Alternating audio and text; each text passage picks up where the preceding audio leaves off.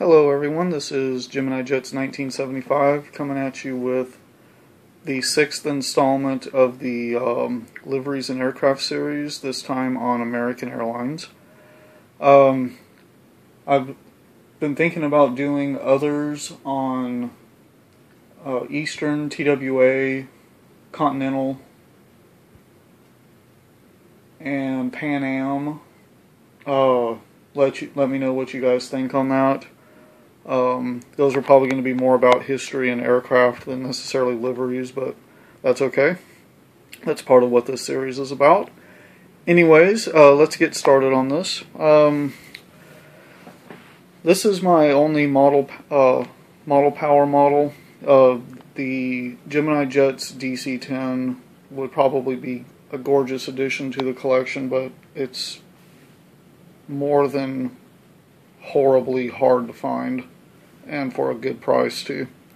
So anyway, let's get started with what the original livery. There was one livery before this when American entered the jet age.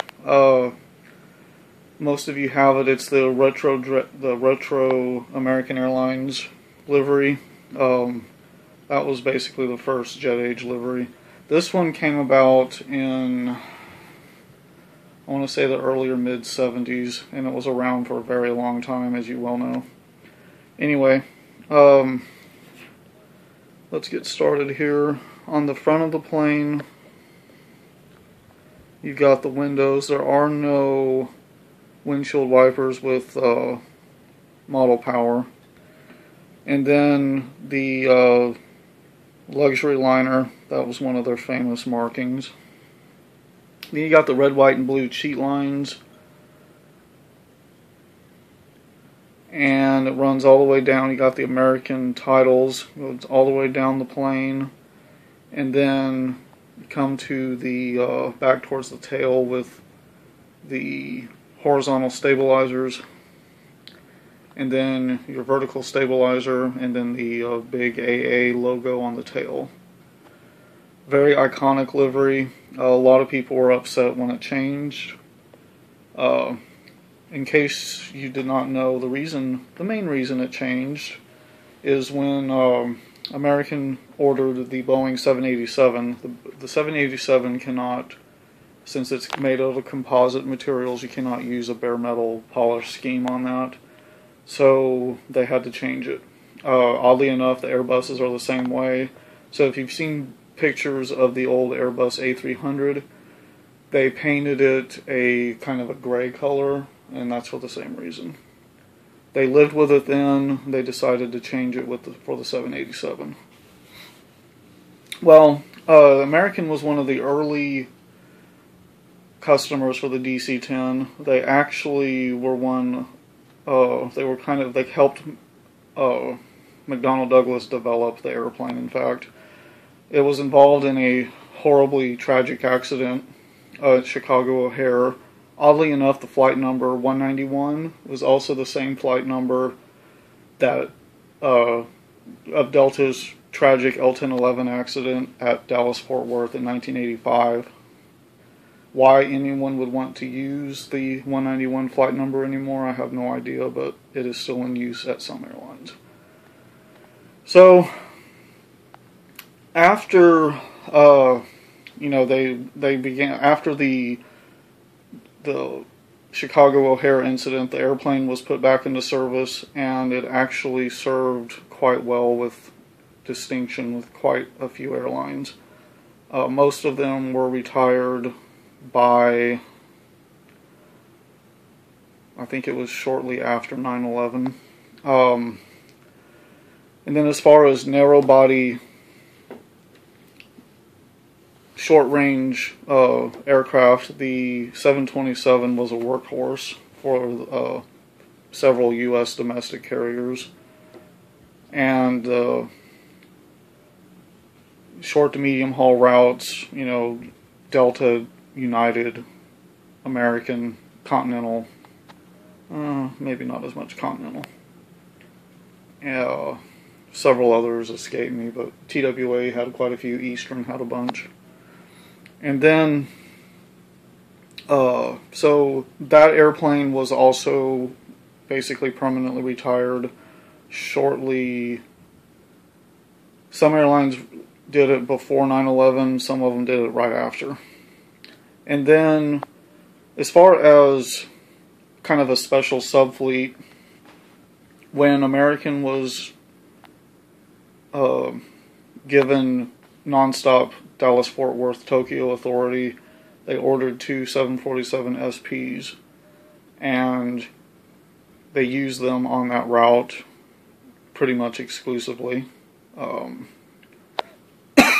Excuse me. Until the MD-11 came out, which replaced it.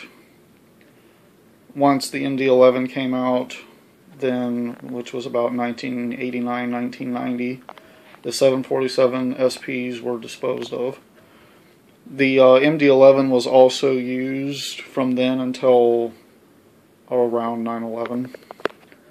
And then this airplane was kind of a modern replacement for the DC-10.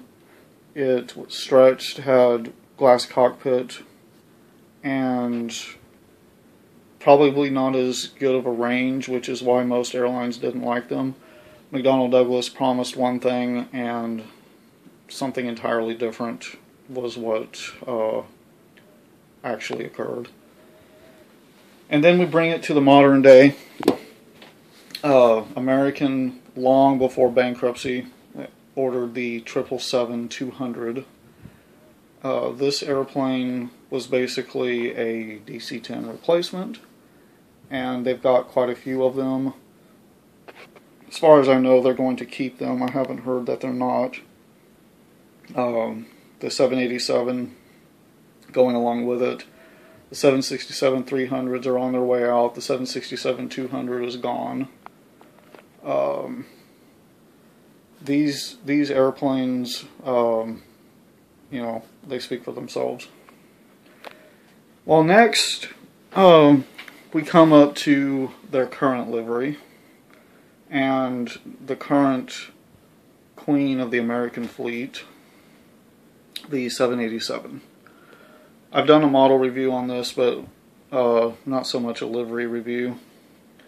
So, what you got here, the new American livery. I used to not like it, especially when it first came out, but I've really grown to like it much better. Okay, so you've got, I don't know if anyone's noticed this, but there's an eagle, kind of a stylized eagle, right in the middle of the red and blue there. And then you've got American and billboard colors on a gray silver background. Then you come all the way down the fuselage, and then you've got the really nice American flag, stylized American flag tail. And I think that's probably the best part of the livery. I've yet to really see this thing in person, but by most accounts, a lot of people like it a whole lot better than the old one. There are still people that don't, but anyway. And as before, I talked about the main reason that they switched to this, and it's pretty much because of this plane. Next, we have the Boeing 737-800. This airplane actually appeared in both liveries, and this one is a replacement for the workhorse of the American short-haul fleet, which was the MD-80. There's still roughly 100 of them left. They had, at one time, if I remember correctly, about 350 of them. And they're going to have about 300 of these. They're also going to have about 300 total of the A321s. And so, the American fleet's going to be huge. And then next, the A319. American ordered these, I want to say before, during bankruptcy. It might have been before. So, most of the major changes were right after 9/11, and then the bankruptcy. And this is also one of the reasons the livery was changed, because just imagine this with a really nasty gray colored fuselage with those titles. And that's what would have appeared on any future Airbus aircraft, as well as the 787. And then lastly, excuse me, we have the Embraer 170. During bankruptcy, the American pilots contract, actually American Eagle, American and American Eagle, were restructured to allow for larger aircraft to be flown by the connection carriers. Most airlines allow for 90-seat aircraft, but American, they had a much stricter rule, so they were still flying the smaller regional jets in very large numbers, and it was changed during bankruptcy to allow for the larger 70, 90-seat aircraft to enter the fleet, and therefore you have large orders for the ERJ 170, the CRJ 700, aircraft like that. And it's showing with customer satisfaction, because customers really like the larger regional jets versus the little bitty CRJ 200s and the Embraer equivalent, the 140, 145, stuff like that. Well, anyway, guys, that basically covers American Airlines. Like I said before, I'm thinking of doing Continental, TWA, Pan Am, Eastern. Let me know if there's one that you want to see first. I might even do a British Airways, although I don't have that many for British Airways. But I could probably come up with something. Anyway, guys, thank you for watching. As always, like, comment, subscribe, and I will see you all in the next video.